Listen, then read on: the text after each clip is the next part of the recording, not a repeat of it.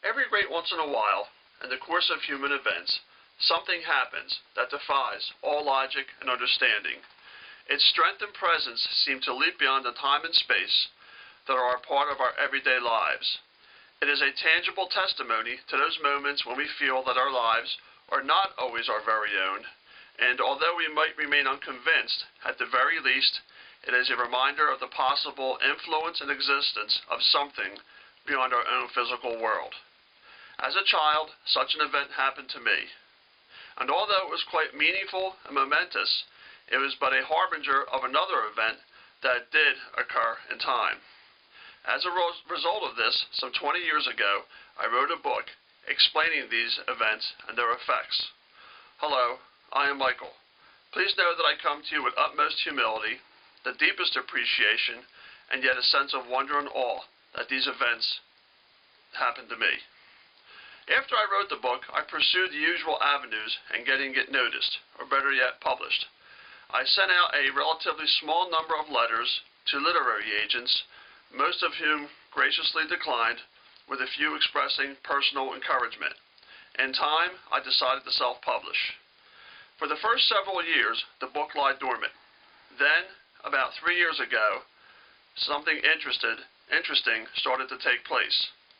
I conspicuously began to notice distinct passages from the book, now part of conversations and discussions on various television shows and documentaries. Needless to say, my curiosity was aroused, and my desire to bring the book into vogue was reborn.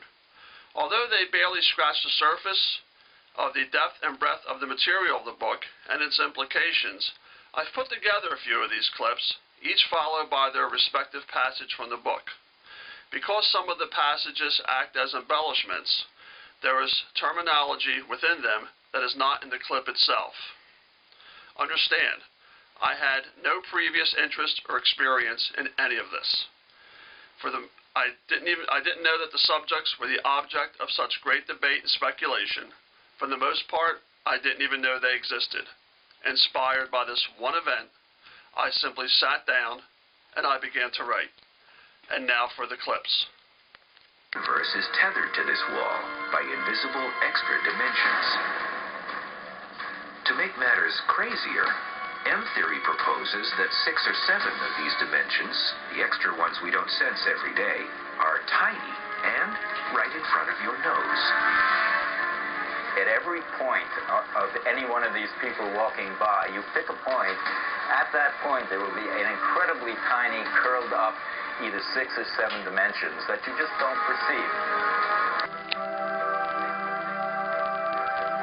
That means that it exists only 1/trillionth of a millimeter from every point in our 3-dimensional world.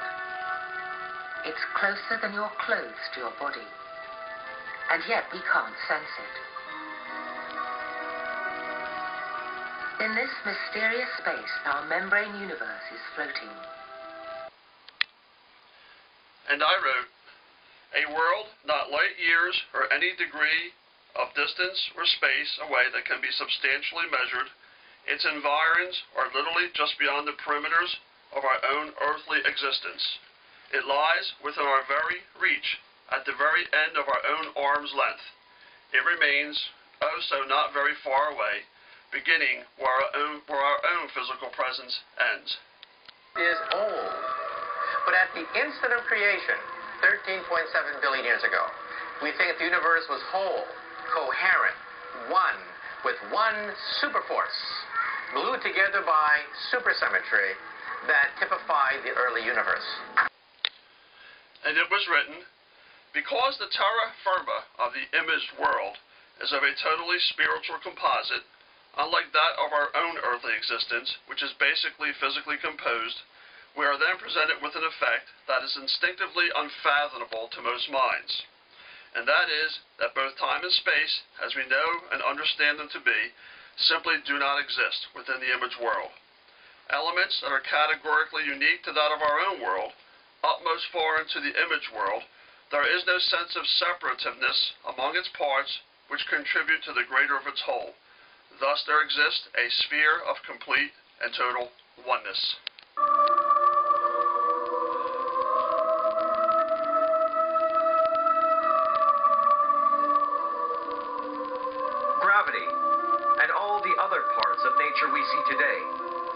irregular, imperfect descendants of the original superforce.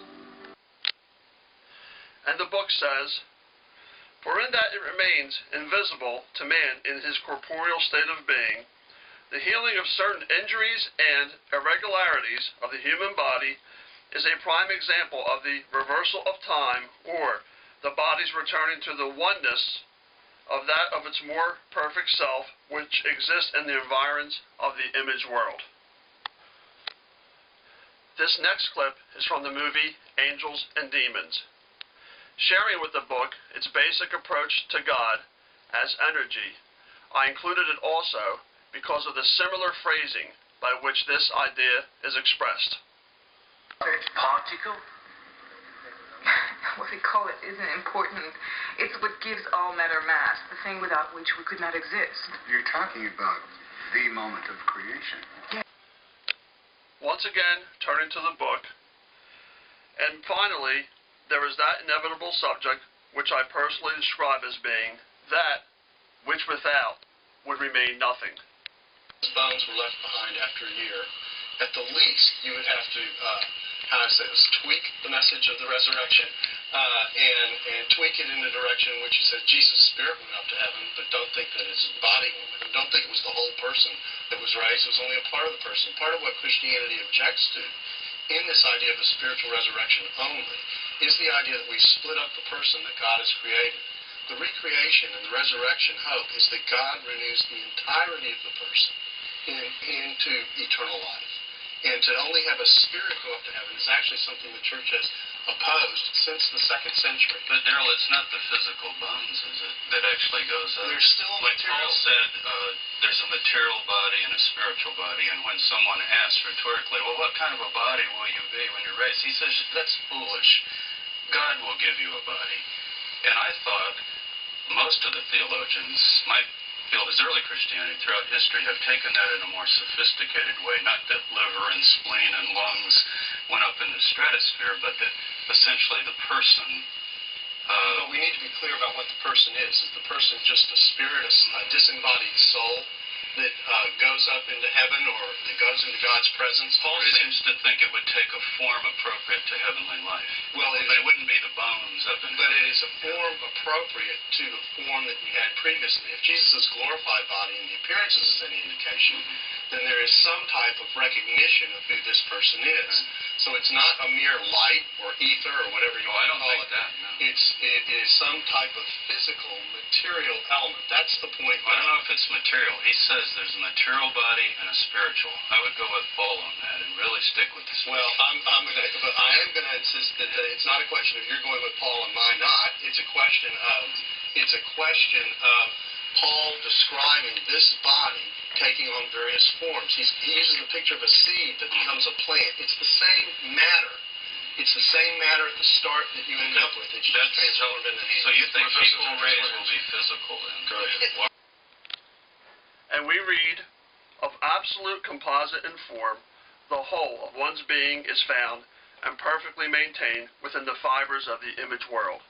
Not only do the 7 heads and 10 horns and their ensuing and subsequent divisions of connective bone, tissue, and organs find in the image world the complete, perfect counterpart to its transubstantiated physical being, but so do every other system and line of support of the human body, defying, eluding the impediment, intrusion, and affrication brought about by the influences of time and space.